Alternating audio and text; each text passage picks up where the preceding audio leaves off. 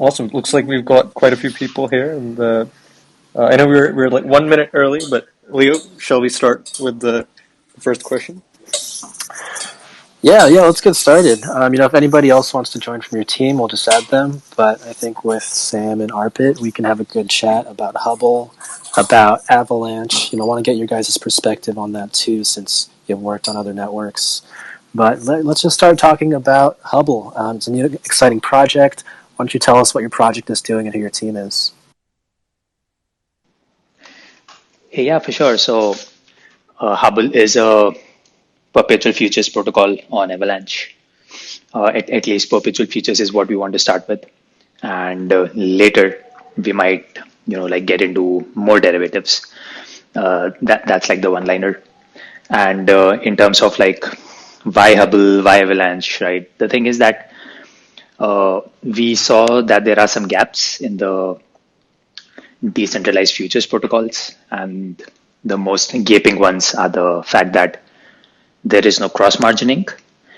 And cross margining means that, let's say you open two positions, and one of them is profitable and one of them is like you're making a loss on the other one, right? So if you did not have the profitable one, it's possible that you might get liquidated eventually with the position that is making a loss, right? But with having a profitable position with it, they offset each other. So cross margin basically means that whatever profit or loss you're making on a position, that becomes part of your margin. This is one of the features that we are excited about. The other one is multi-collateral, which means that you can use several coins as margin to be able to trade futures, right? So you don't just need USDC or a stable coin.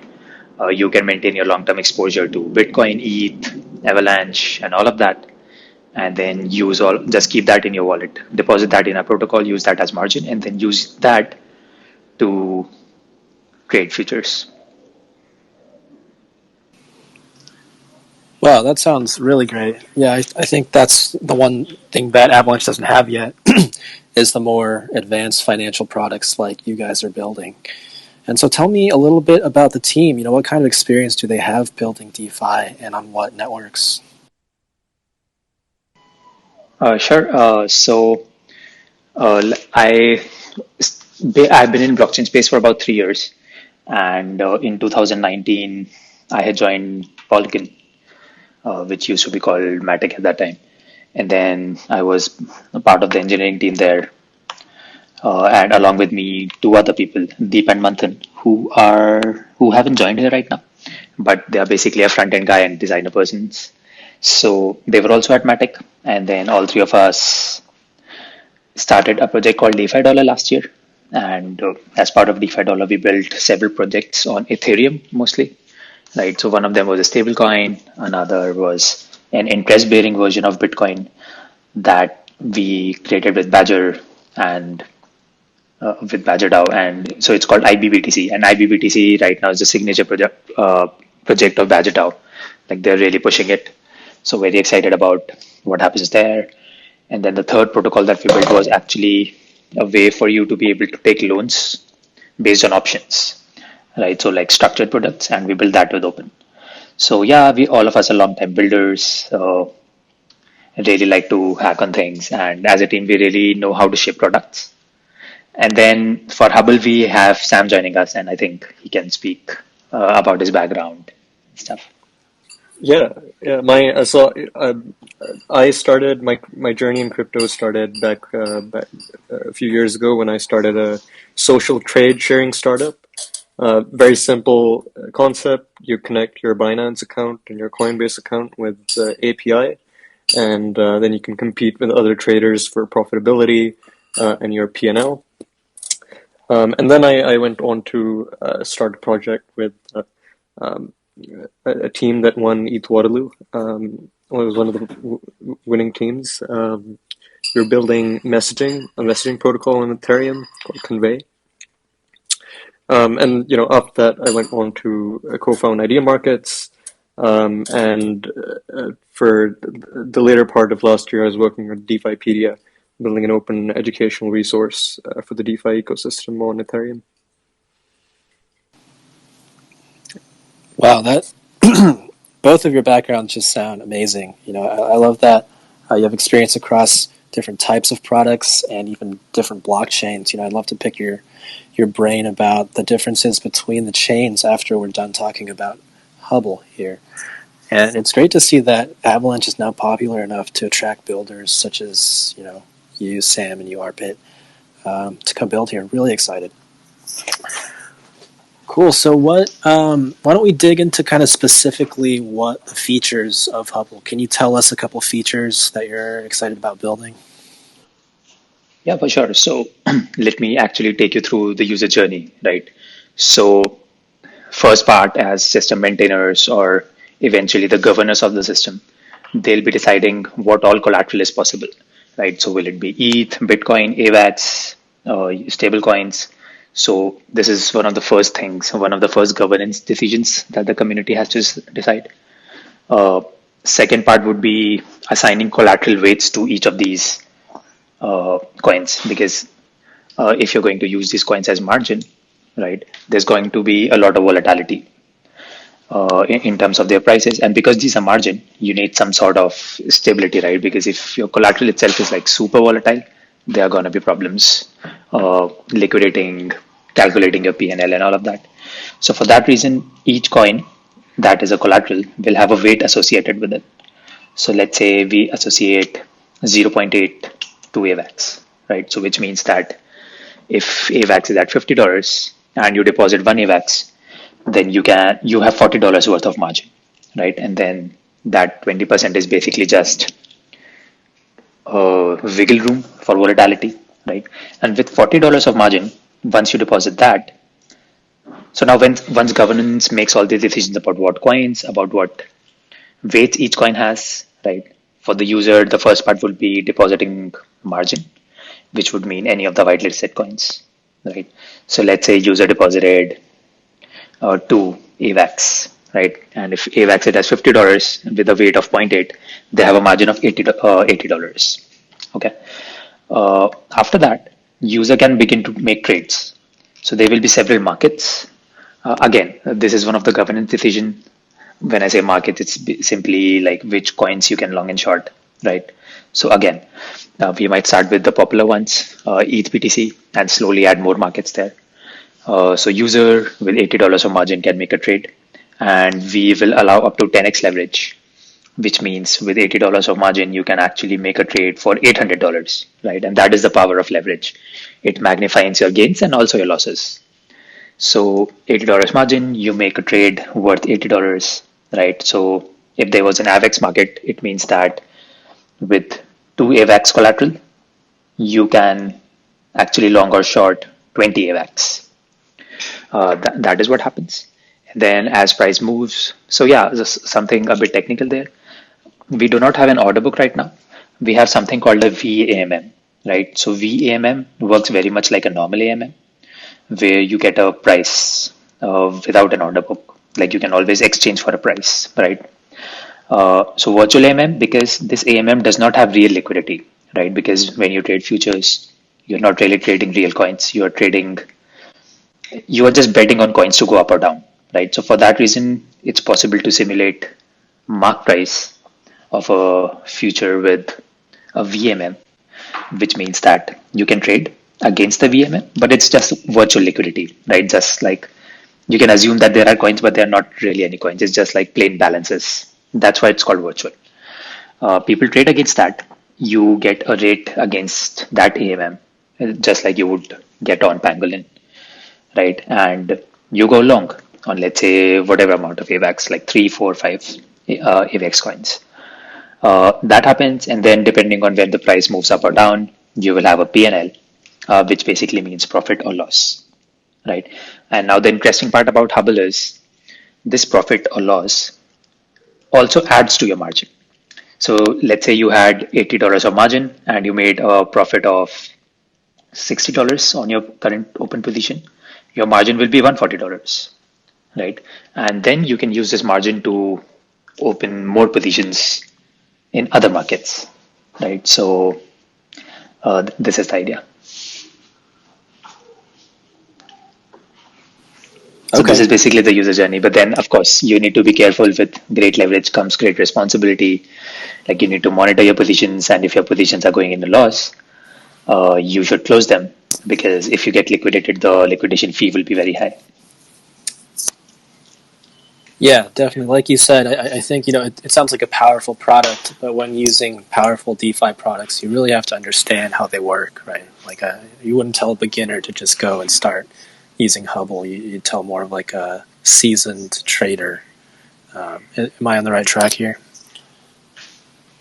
Yeah, yeah, exactly. Definitely.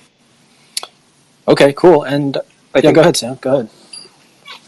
I think if you're new to derivatives and futures, I think the best thing to do is maybe turn down the leverage. I wouldn't say alienate these products completely, but really make sure that you're not using too much leverage. Maybe 1.5, maybe 2x, and you can learn playing with those numbers and not taking as much risk. I think a lot of the mistake that people make is they go really high on leverage and they get liquidated.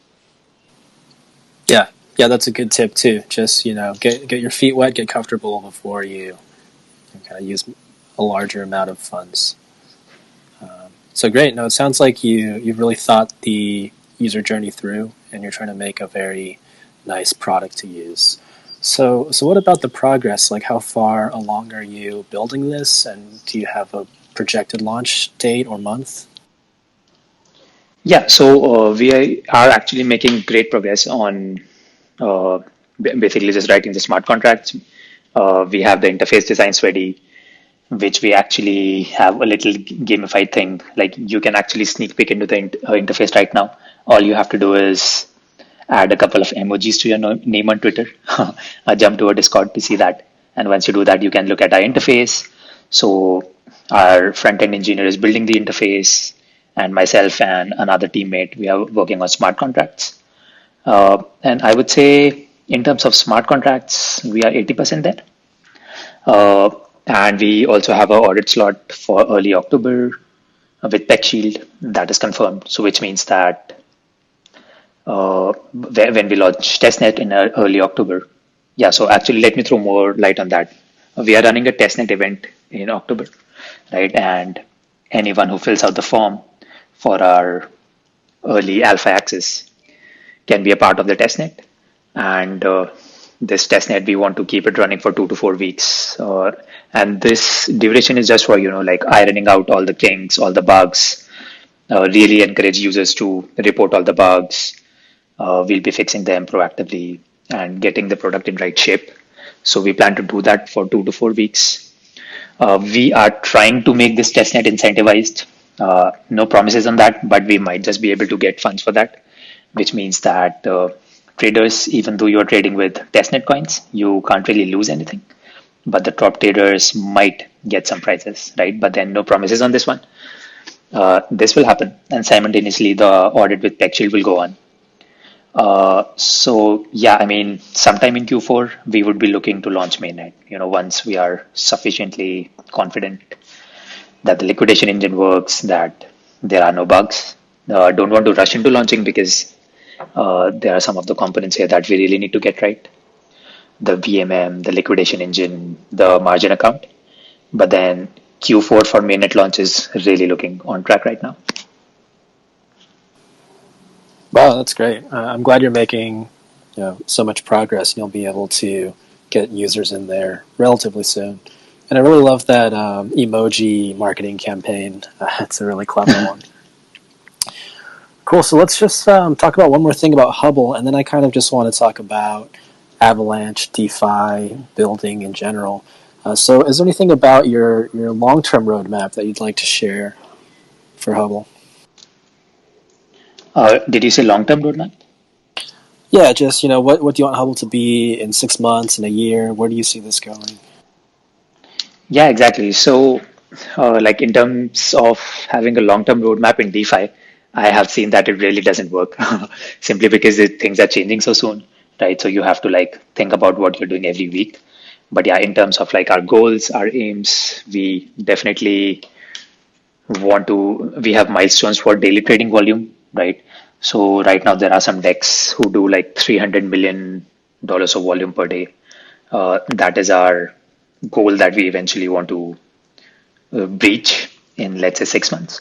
Right? But we want to start small. We are okay with, like, we don't want to be the protocol that does like $300 million of volume on the first day, right? We don't want to be that hyped up thing. We want to start slow, make sure that things are okay, and then slowly breach our all-time high trading volumes every month, right? But then in 6 months, we really hope to be like one of the best protocols to be able to trade futures on. That is our roadmap in terms of the product.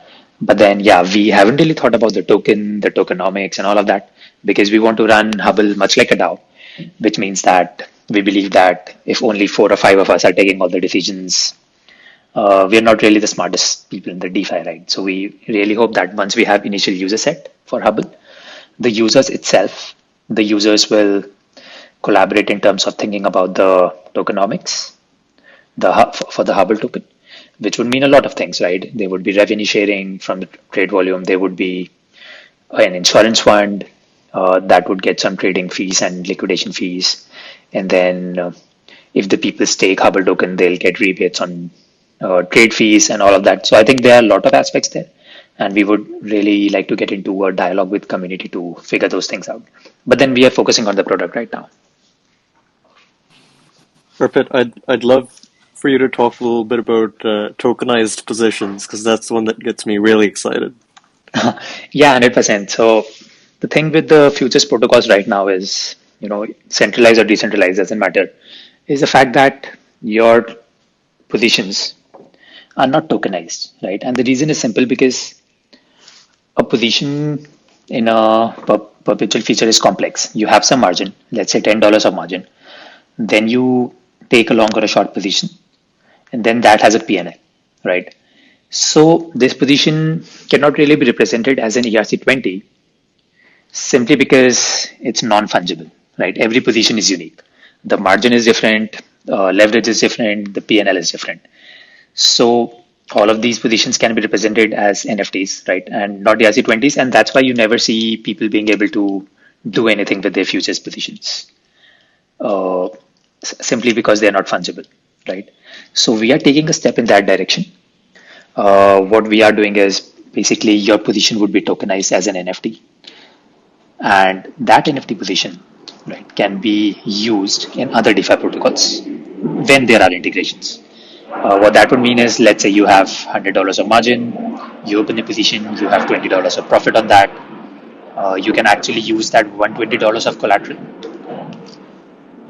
in other DeFi positions. So what if you could take a loan on that?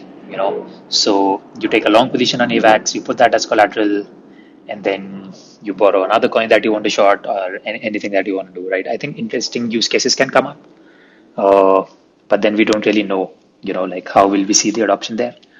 But let's see. I mean, we want to make this DeFi first, right? And that is the prime differentiator between using a centralized exchange and a decentralized exchange is the fact that you can use your positions in DeFi. Uh, so very excited about that part. Let's see how that goes. Yeah, that's really exciting. So I think you're basically saying you want people to be able to take a position and have it be composable, interoperable with other DeFi protocols potentially. That's really exciting. I like that a lot. Exactly. Like no protocol has attempted that, but it doesn't look like that much of a hard problem to solve. So we want to take a stab at it. Okay, awesome. No, that's very ambitious. I really like that. So we've covered kind of the Hubble team, the project vision, the roadmap, where you guys are at. So with the other half of our time here, I'd like to just talk about, kind of your experience so far at Avalanche, why you chose Avalanche over the other networks to build on. Maybe that's a good one to start with. What piqued your interest when you were starting Hubble? What made you decide, let's build this on Avalanche? Yeah, I mean, interestingly, we were actually thinking of building Hubble on Optimism, which is Ethereum layer 2, because we have been long time Ethereum builders, right? But then when we actually got down to research, we found out that Optimism is already pretty expensive. A swap costs $8, right? So uh, this is one of the reasons, right? And the other thing, the problem, a gaping hole with the current L2s is the fact that the withdrawal time is easily 7 days, and that is a deal breaker for a lot of people, right? So then we really started evaluating all EVM friendly chains. Uh, BSC and Polygon, I mean, those are not really L2s, those are side chains, right? They have their own consensus mechanism, so wasn't a lot of interest for us. Avalanche, we really liked because of the bridge. I think bridge is really something that Avalanche people have figured out, right? The bridging process is so seamless. You deposit, so the gas requirements on L1 are very less. It's just a simple transfer, I think, if I'm not wrong. And then once you do that, so which means it's quite inexpensive. Once you bridge your assets to Avalanche, and then there's a 35 block confirmation, which makes a lot of sense. And then once that happens, you even very easily get your assets on Avalanche, right? The bridging experience was really something. And then obviously the future is going to be multi-chain. All of us know that by now. But I really think that the chain that will take it all, right? There has to be two things. It has to be EVM friendly to tap into the network effects of Ethereum. And the second, the bridge really needs to be figured out. And I think Avalanche really has that done, right? This is in terms of their tech, which I really like. Also, the fact that the transaction fees are very low on Avalanche, the the block times they are very quick, uh, which means that you don't have to wait for your trades. There won't be much slippage. There won't be a lot of MEV, all of that. That is something that we really require for a exchange because you need people to open positions quickly. But even more so, what you really need is, let's say the market is crashing, you need people to be able to deposit more margin so that they don't get liquidated. So you need a backend that supports that. You also need a very strong liquidation engine, right? So you can't really, like on Ethereum, it would be impossible. You need quick liquidations so that the exchange does not go in a loss, exchange doesn't go in a deficit. So I think all of that Avalanche really solves in terms of its tech and stuff. Also in terms of marketing, I think with the Avalanche rush incentives, they're really making a push, right? So with protocols like Aave and Curve being deployed on Avalanche, I think lots of DeFi users are going to hop over to AVAX, and we want to be able to like tap into this hype rush and then this AVAX autumn, hopefully, right? And hopefully, I think that Hubble is well positioned to like basically tap into all of this, AVAX autumn, I believe. Well, that makes a ton of sense, and that's the first time I've heard the bridge as a main reason to come build here. But that makes a lot of sense to me too. I've never really thought about how hard it is to go from Ethereum to other side chains or L1s and the cost. And you're right that Ava Labs spent so much time in research building the best bridge possible that they could. It's a really great experience. Yeah, So people don't realize, but bridges are really the bottlenecks, right? And I think we only see them when they get hacked. Thing that happened with Aniswap, which is the BSC bridge. So yeah, I mean, bridges are really the bottleneck of, like having L2s and other L1s. And if you can get that right, it's definitely going to attract a lot more smart teams. yeah, for sure. And what about you, Sam? Do you have the same perspective, or is there anything else that made you want to build here on Avalanche? I think transaction fees certainly is a big one for me. I feel like Ethereum with its high transaction fees, it it really alienated a large demographic. Not everyone wants to spend hundreds of dollars in gas fees, and certainly for I think the last year, I've been spending more money in transaction fees than I spend on rent. So seeing people making these transactions on Avalanche, and in such abundance, it's just really really good to see an L1 being used. At the same time, I think for a futures protocol, you're looking at you need your transactions to go really fast, and especially for day traders who are maybe making multiple trades every day, that's really important too. Yeah, I totally know what you mean. I was a long time Ethereum DeFi user, and it just got painful after a while. But coming into Avalanche, it's very refreshing. Or using any of the other great chains that can accomplish this type of transaction speed. So cool. Good to hear the reasons why you're coming over. So now that you're here, can you just tell us about your experience? What's the same building here as other places, and what's different? In terms of the tech, in terms of the culture, what do you feel? I think in terms of the tech, it's very similar. We are eventually writing Solidity. I might be wrong there because we haven't come to a point where we actually start deploying on Avalanche. So there might be some caveats that I'm not aware of yet. But so far, so good. In terms of the community, like we are really happy to see like how welcoming the community is. Like we had you guys reach out to us. We had KUU Finance reach out to us just to like chat casually about what we are building, see if we have any synergies and all of that. So I think we have had a very warm welcome with teams like Pangolin and like the engineers really helping us, reviewing our designs and all of that. Also Farid, who's leading growth at Avalanche, he's a super helpful guy. We have had a call with the Avalanche team. They have had some brains. They have given some feedback on our design. So I think it definitely pays off being early in a community in terms of how warm everyone is, and I really hope it stays that way. It's very reminiscent of the early Ethereum, building on Ethereum earlier on, where everyone's helping, they're all really interconnected.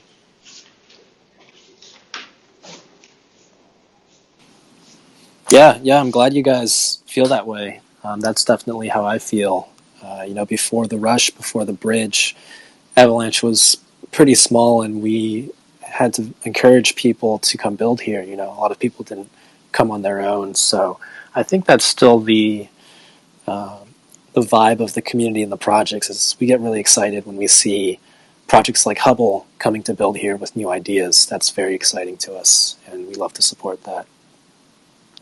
So let's talk about kind of your view of the current state of the ecosystem. What projects have you been looking at? What do you think Avalanche already does really well on the DeFi side, and what do you think the gaps are? Like, what kind of projects need to be built?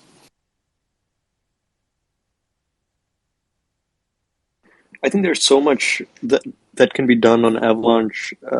It really has an edge over Ethereum, and I think building newer things that haven't been built before. I think I'd love people come on Avalanche and really build those things, because Ethereum, there was a bottleneck for a very long time.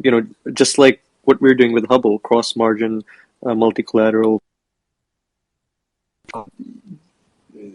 It's Avalanche has opened us up to be able to build this for the very first time, and seeing more applications like this couldn't have been built before. I'd love to see that.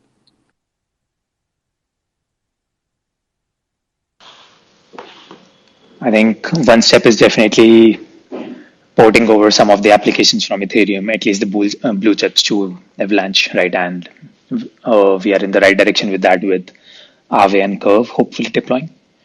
But I think a blockchain like Avalanche, the fact that transaction fees are very low and the block times are very fast, it opens up a realm of new DeFi applications, right? Such as Futures Protocol is just the simplest example.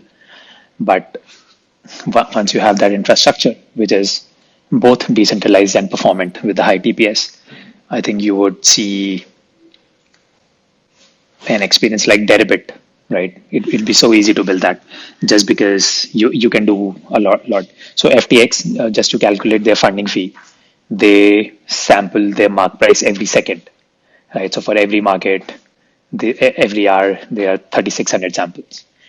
Something like that is not really possible on Ethereum or, a chain that has smaller blocks, simply because you have to iterate through these many elements in an array. But on a chain like Avalanche, you can do that easily. So I think it would open up new a realm of new possibilities, and we would see applications that are closer and closer to their centralized counterparts in terms of UX, right? So then we can dream of a decentralized future without compromising on the UX. Yeah, that makes a lot of sense. And let's before we open it up to just kind of the audience asking any questions they want to. I have another question, but I want to make sure you guys got all your topics and questions out. Did you have anything that you wanted to chat about today or ask? And nothing in particular, like just an open call to everyone. Like if you're a seasoned trader, if you're a builder, or even if you're just a DeFi hobbyist, just hop onto our Discord, chat with us, review our white paper, participate in a testnet. I think it's going to be a lot of fun. Yeah, definitely. I love the test nets where users can just go around and not have to spend actual money or gas to just play with an app. That's a lot of fun. And sometimes they get airdrops for it, which is even cooler. But yeah, so my last question is, you said you worked on the Polygon or Matic project. That's really exciting. And I'm just kind of wondering what that experience was like and how you see their kind of building philosophy differ from Avalanche, or maybe it's similar. Yeah, I mean, I was actively working on the plasma side of things. Plasma used to be one of the first specifications which actually derived the decentralization and the security of layer one to an L2, right? So Plasma was the protocol which could enable you to transfer your assets from an L2 back to an L1 if there was an attack. So I was actively working on that, and the smart contracts, like the bridge basically where you deposit your funds and then you get them on an L2. I think it's just about different trade-offs. So Plasma didn't really work out, right? Because there were simply so many corner cases that you couldn't really take care of all of them, right? And this I'm talking about the extreme case when, let's say, the validators on the sidechain are rogue, the sidechain is bad, and you need to start taking your assets back. So without getting into a lot of technical details, I think there's so many corner cases that it makes Plasma the specification infeasible, right? So we tried implementing that. It didn't really work. Right now, Polygon is powered by its own consensus, its own validator mechanism, right? For that reason, there's always this debate between whether Polygon is a layer 2 or a sidechain, right? I think if you go by the strict definitions, it is a sidechain because it has its own security properties. It does not inherit from L1. That is that. So but of course, it's Ethereum friendly in the sense that you can bridge over your assets. So that's the good part. And really happy that the transaction fees are so super low, the validator layer, the consensus mechanism, all of that is working just fine. And many people who would have been priced out of Ethereum have been able to use these DeFi applications, right? So it definitely helped adoption a lot, quite a bit. So I'm really happy about that part. I think with Avalanche, just the fact that the consensus mechanism is entirely different, right? And so far it works really well. So I think it's just like different trade-offs, different tech fundamentally, and it remains to be seen, like how much load Avalanche can handle and how much decentralized it can remain. But I think I'm really hopeful. So yeah, let's see how that goes. Wow, that's some great insight, and I think we're so lucky to have someone with your experience and background building here, like I've said before. And what about you, Sam? Any other thoughts or questions before we open it up for audience questions? Uh, Arpit really covered all of it. Just please hop on our Discord. We're doing a trading challenge, testnet soon. Would love to have people who dabble around in derivatives, who are just interested in DeFi, come aboard. Awesome, thanks for that. Okay, so yes, let's just open the floor up. So anybody who wants to make a comment, ask a question to the teams, just hit that request speaker button, and we'll let you come on and ask a question.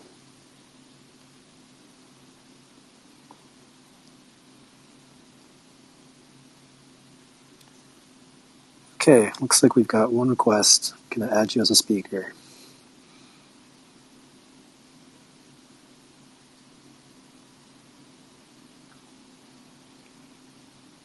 Hey, how are you? Thank you for accepting.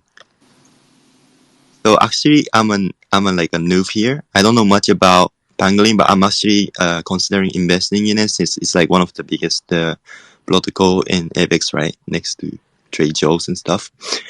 So my question would be like, why is like Pangolin like better way of like better place to invest rather than like other protocols? Sure, that's a good question. And by Just invest, do you mean like buy the token or use the app? like basically both, like buy the token and like maybe farm into it. Okay, sure, that's a good question. So I can't really encourage people to buy our token. I can tell you the utility of it. So with the PNG token, it's a native governance token of our exchange. It's a community-driven exchange. You get voting power from it. So that's valuable in and of itself. What else can you do with the token? You can stake the token to earn AVAX. We're part of the Avalanche Rush program. I think you can get around like 60 to 70% APR just staking the token. That's pretty attractive. And then as for further utility, PNG can be used in several leverage protocols. Deposit your PNG, and we're going to be adding it as collateral once we get a chain link price feed. So that's exciting to use in like Banky for lending and other protocols. So that's the token itself. And we have a couple SEX listings coming up too. One this month, one next month. It's going to be Really? really exciting. Yeah. So let's talk about why use Pangolin as a DEX for swaps and for farming, right?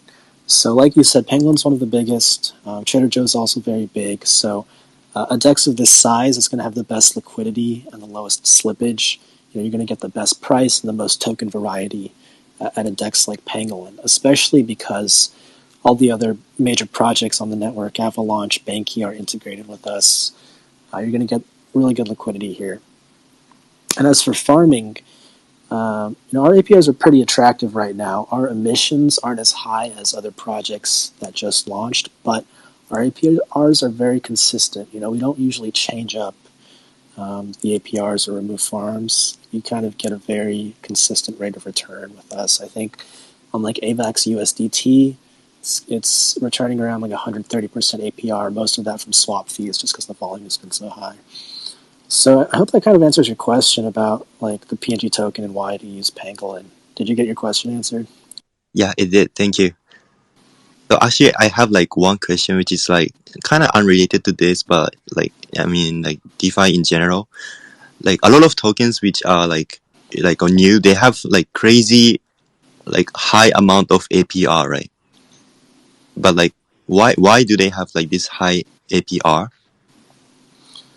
Oh yeah, that's a great question. Maybe I'll let Arpit or Sam take this. Do you guys want to explain like why are APRs so high in DeFi?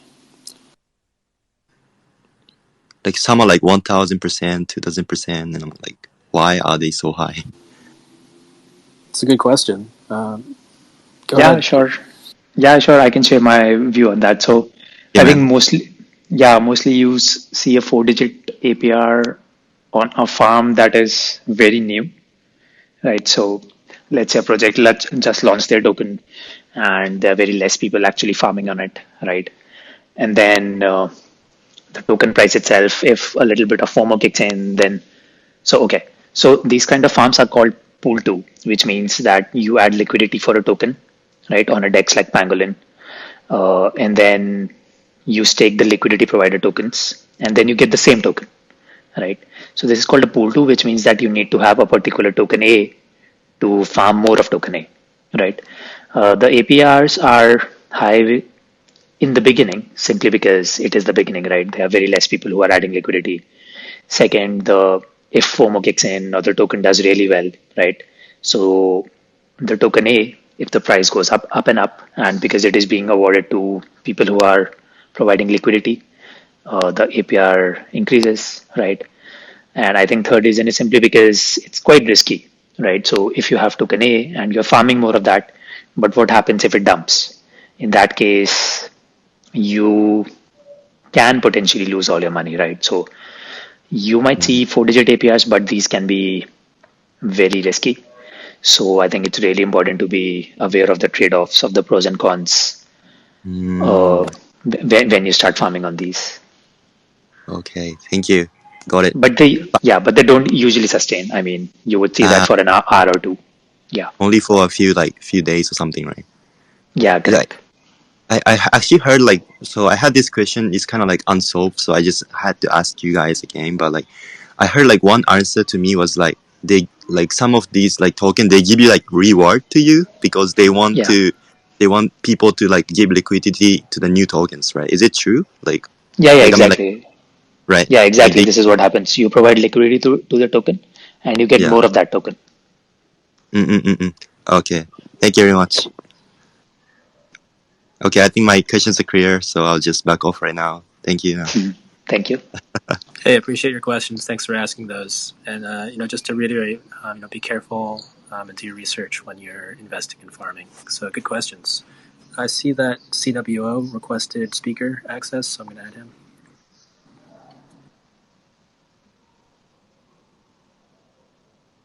Hi, CWO. How are you?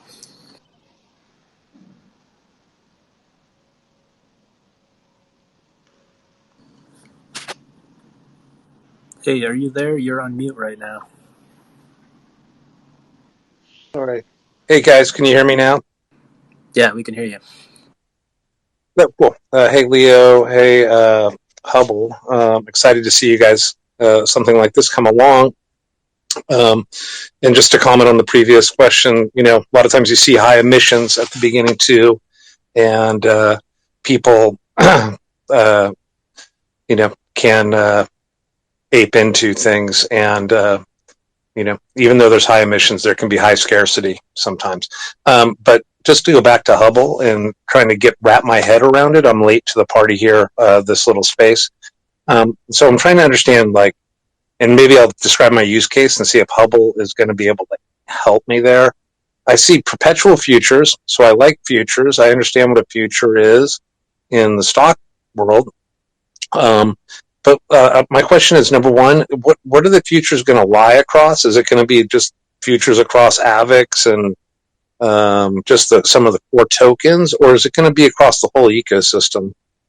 Sometimes I see certain projects that, you know, they're mimicking and maybe not innovating. And I think sometimes there can be chances to short or look to leverage those inequalities between leveragers and mimickers.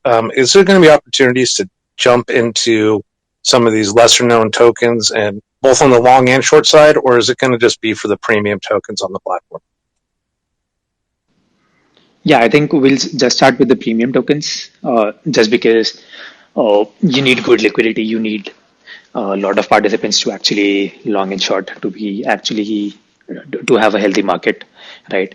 And I think one of the bottlenecks that goes in having in listing any token is the fact that you need a reliable oracle for that token. So even if we were to list a market for a token that is not very well known, that is doable, but then you need a reliable oracle for that, right? So as long as we have the oracle, we can do that. So to begin with, Hubble will only have like blue chip tokens, Mm-hmm. popular ones that have a reliable oracle.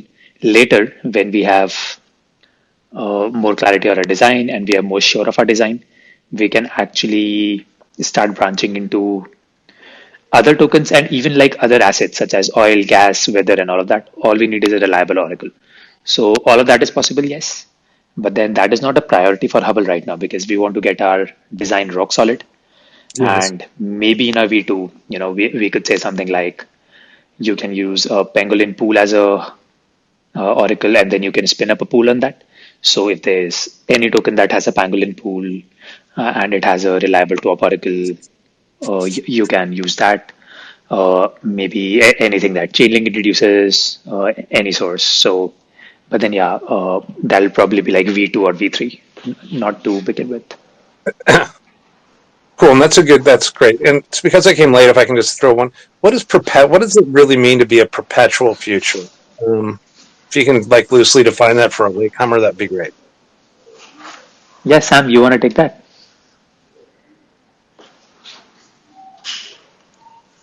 Yeah, Arpit, you have a way of explaining these complicated DeFi terminology, so I'll let you take this one. sure.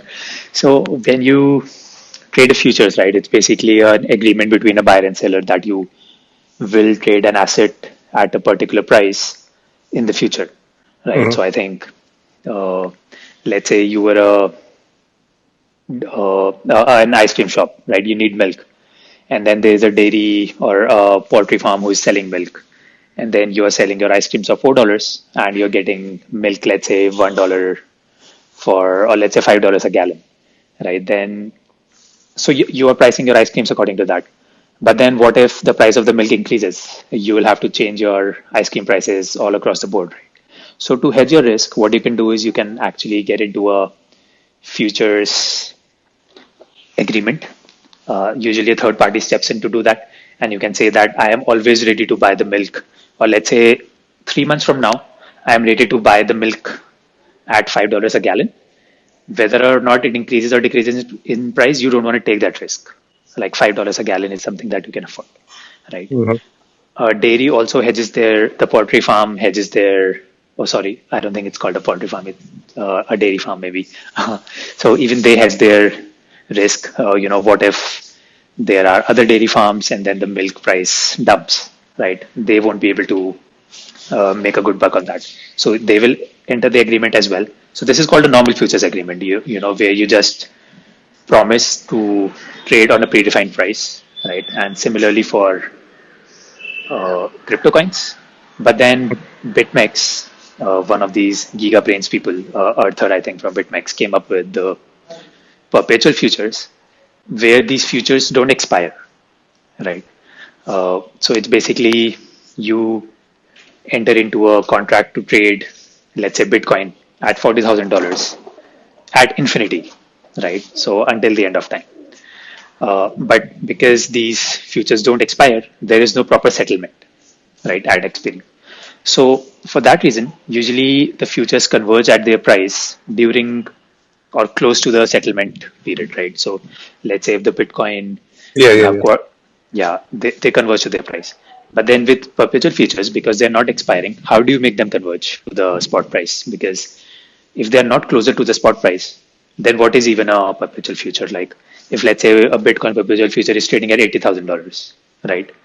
Uh, I don't think there would be a significant trader interest in that because it's not really tracking anything, right? Is it tracking two Bitcoins? What if it what if it comes to $60,000? Is it tracking 1.5 Bitcoins? So if you don't really know what a perpetual future tracks, how will you trade it, right? So for that reason, perpetual futures are made or intended to trade closer to the spot price of the asset that they're tracking, right? So to incentivize that, there's a concept of a funding fee, which means that if let's say Bitcoin is at 40,000 and the future is trading at 45,000, you want to get it back to 40,000, right? So for to make that happen, the concept funding fee basically says that okay, if you are going long on Bitcoin at 45,000 and the spot is trading at 40,000, so there's a difference of $5,000, right? Hmm. So the person who's going long has to pay $5,000 to the person who's going short within a day, right? And what does this funding fee achieve? It basically means that if longs are too much in number, there are many people longing their asset, they have to pay a fee to the shorts, right? So because you have to continually pay fee to maintain your position, you will be incentivized to close your position, right? Just because you don't want to like keep paying the fee. And the second argument is the fact that people who are taking the less popular side of the trade, more people are longing, but there are some people that you need to short as well, right? So then Yes. what is their incentive to short? So they get the funding fee, right? So funding fee aims to get the mark price of the future close to the spot by these like two mechanisms, by encouraging you to close your positions, encouraging popular position to be closed, and encouraging people to take the less popular position. So this is what Okay. perpetual futures do. Yeah. Okay. I think I understand. I think I that breaks down well. By being a perpetual future with no settlement date, what we're looking to do is create users around the product that are willing to take both sides of that to drive the price towards the spot price. Is that kind of Yeah. restating it? Yeah, exactly. And without actually using the underlying asset. So it's basically just people betting on prices or a number go up or down without actually trading the asset. And that's why you can use leverage. Okay, Uh, so yeah, there is short possibilities, and it's open-ended short possibilities, and but the fees go up as the as if Bitcoin starts going up and I was trying to short at a 45 and Bitcoin goes to 80, and then do yeah. just my fees go up to maintain that position to incentivize me to sell because it's costing me more to hold it and wait. Is that what I'm understanding? Kind of. So this fees is called funding rate, right? It's just about what is the popular position. So let's say Bitcoin is at 40, right? And people start shorting, and then the mark price reaches 39, right? But at that point, more people still want to short, even at 39. So at this point, shorting becomes the popular position, right? Mm-hmm. For some reason, the market is believing that the Bitcoin is going to crash. That's why Oh, people are willing come to on. take short positions, Never. right? Right. So you are a bull. You'll take the long position, right? So it's just about popular positions. If market believes that Bitcoin is going to go up and up, you have to pay a premium for that. Okay, so there's not like an APR, like a loan on when I do take the short that to continue holding it, I'm going to be continually paying a like a negative eight or paying to hold that short. It Or can be. So let's yep. say you have some insider info.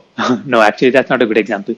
Okay. Let's just say that all the coins have dropped, but Bitcoin hasn't, and for some reason, people believe that Bitcoin is also going to drop. Okay, so then in that case, shorting Bitcoin might become a popular position. So when you're on the popular position, you have to pay to take that Okay. popular position, right? Gotcha.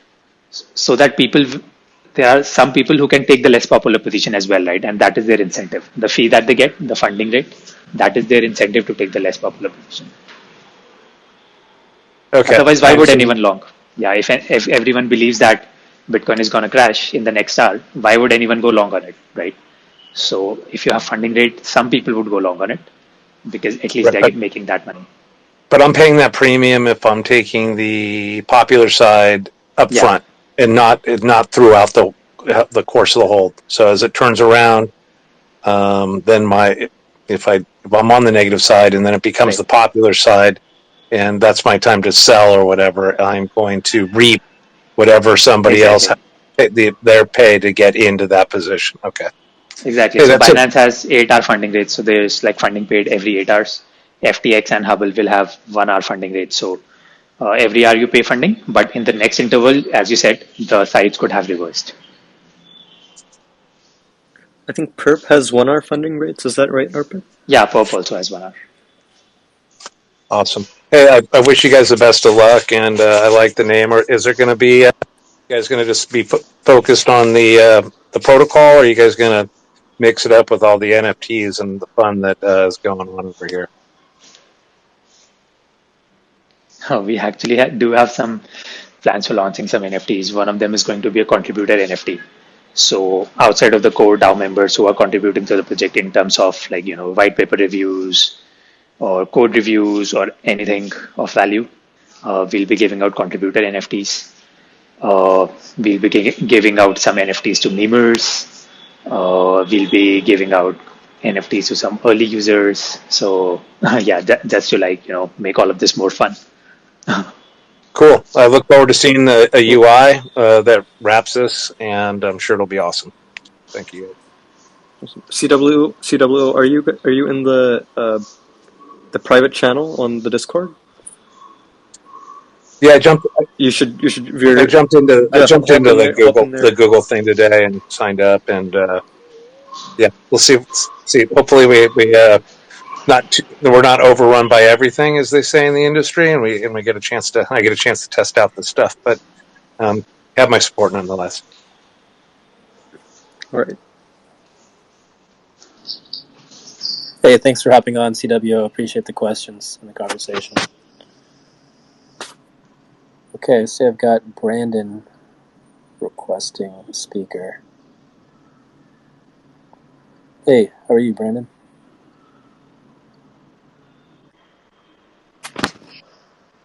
But I had to pop in and say, hey, sounds like there's quite the conversation going on. Hey, yeah, so Brandon's our lead developer at Pangolin, and we just had a nice chat about Hubble, their roadmap. We talked about Avalanche, DeFi. I don't know if you've heard, but Arpit used to work on the Polygon/Matic network as an engineer, so that's exciting. Hey, Brandon, excited to have you here. Hey, so what happens if no one takes the unpopular position? What if market sentiment is so strong one way? Yeah, exactly. So that is one of the most interesting corner cases, right? So in order book based protocol, if no one is taking the short, you would simply not be able to enter a long position, right? You would just have an unfulfilled order on the order book. In terms of VAMM, that is actually a limitation because the VAMM guarantees a trade, right? So people could take long positions while no one shorts. In that case, the only problem is how do you pay the funding fee, right? So let's say many people are longing, but it's still shorting is the more popular position on other exchanges, right? So it's a rare corner case. Let's say Bitcoin is at 40 and there are some longs in the protocol. So people are longing at 41, 42, right? But the funding rate is negative, which means that Bitcoin is trading at 43, okay, outside. So in that case, you don't really have people to pay the negative funding fee, right? Because there are no shorts. It's counterintuitive because even though you have more longs, shorting is still the popular position, right? So it's a corner case. So in that case, insurance fund pays the funding fee in our protocol. And insurance fund, they are basically a backstop liquidity provider, right? And they pay funding fee when the longs and shorts are disbalanced. They pay the deficit if the protocol is not able to liquidate in time, right? This is their obligation. And what is the benefit of being in the insurance fund? Is the fact that you get all the trading fees and 50% of the liquidation fee. So, yeah, did I answer your question? Yeah, it does. That's actually pretty cool. I thought originally there wouldn't be, you just couldn't take that position until someone showed up to match that, the order book model. That's pretty cool. Yeah, that's actually, I don't know whether that's a bug or a feature in a VAMM, but then the fact that you can always take a position even if there's no counter trade. But yeah, I think insurance fund takes care of that. So that is the risk that you go with when you enter the insurance fund. Hey, that's a good question, Brandon. I appreciate the answer, too. So we're almost coming up on our 1 hour time. I see one more request for a question, so I'm going to let Shiraz on to ask his question. Hey, how are you? Hey. Shiraz is actually a friend of mine. We were having dinner last week. That's information you shouldn't disclose, Sam. So yeah, I'm a good friend of Sam. Really, I always like, even though I don't understand, I like to stay up to date with what Sam is doing. My question is, and I am very new to DeFi, very new to just kind of finance in general, but my understanding is that futures, longs, and shorts are a high risk, high risk, high reward tool, or I don't know what the right word is, but they're supposed to be high risk, high reward. Doesn't the fees and the kind of, there's the popular position, but then you kind of want that balanced out by people taking the unpopular position and they're rewarded for taking the unpopular position. Doesn't that kind of defeat the purpose of it being high risk, high reward? No, not really, because you are still able to take the position that you want, right? So it's basically just betting. If your bet is right, you make a really high reward, right? And the person who countered you. So if there are people who believe that Bitcoin is going up, there are going to be at least some people who believe that the Bitcoin is going down from here, right? So if you're right, you still make a very high reward, and the person who took the other position, they make a big loss. So from your perspective, from a trader's perspective, it's still very high risk and high reward. But yes, eventually it's balanced out, right? Because when you're betting, whom are you betting against? So it needs to be balanced out that way from an exchange's perspective, right? So Binance doesn't really care whether Bitcoin is going up or down. They just want volatility, right? That is the revenue that exchange generates. So it's very similar. There will be people making counter trades. So from an exchange's perspective, Hubble doesn't care, right, whether Bitcoin goes up or down. As long as there's volatility, people are betting, people are taking both longs and shorts, trading fees being generated. So yeah, that's the idea. But did I get that right? Your question? But what I was understanding from when you were answering the previous questions is that if I take the unpopular position, I will be rewarded with fees. Is that correct? Yes, funding rate. Okay, Yes. The funding rate is very small. It's essentially like an interest rate on your dollars. okay. So Right. let's say if for example, if the long and the short stand to gain, $1,000 each way, the fee will only be, let's just say, for example, a few cents or few dollars. Yeah, exactly. So funding rate every Right. hour is something like 0.005% every hour, which is something like maybe 5-10% annualized. So it's not very high usually, but then if it is very high, then it is telling of the times, right? Why are so many people willing to long even after paying a huge funding fee? So that's why you would often see traders tweeting about, the market sentiment in terms of the funding rate. So if the funding rate is positive, which means longing is the popular position, it basically implies that people are expecting the market to go up. And if funding rate is negative, it implies that the sentiment is not that great. There's basically a bearish sentiment. Okay, I see. Hey, thanks for the question, Thank Shiraz. Did you get that answer? you. Yeah. No, I have a better understanding now. Yeah. Thank you. Okay, awesome. Cool. So I'm just going to try to wrap up now. Really appreciate everyone coming on today, asking questions, listening. Appreciate the Hubble team coming. Did you guys want to leave us with any thoughts before we end this call?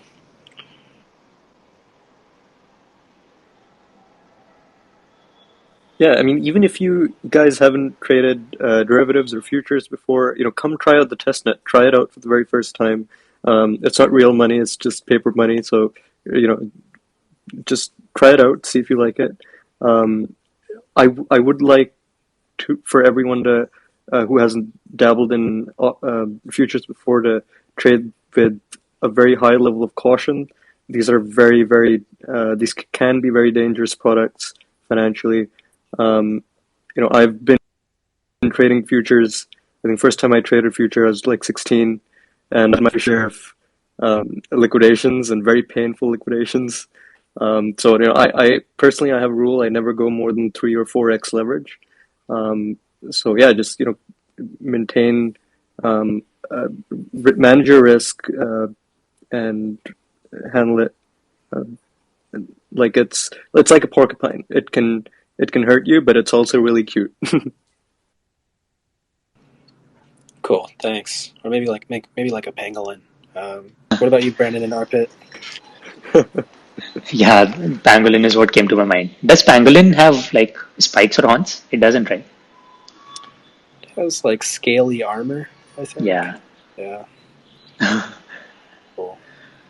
Right. Yeah, I mean, be a part of the community, help us build this, help us test this. Very excited to be a part of the Avalanche community. That's it for me. And thank you so much for having us, Leo and Brandon. Very exciting to, like just talk about Hubble and then also just talk about futures generally, DeFi landscape. Very, very exciting. Yeah, thank you. And Brandon, any final thoughts before we end? Yeah, penguins are pretty cute. They have a long tongue to go around eating bugs and whatnot. They also have pretty APR farming. No, I think it'll be cool to have some perpetual futures. I mean, I can think of some use cases just from Pangolin. If we wanted to go and buy some tokens to fund protocols, right? Maybe we want to buy graph tokens or something to run a subgraph. It would be really cool to know we could guarantee the price at some point in the future. And we could hedge that bet by using something like your protocol. So welcome aboard. Yeah, welcome. Okay, well, that's all the time we have today. Appreciate everyone, and have a great day. Thank you. Bye bye, guys. Thank you. Thanks, Leo. Thanks, Bye. Leo. Bye bye.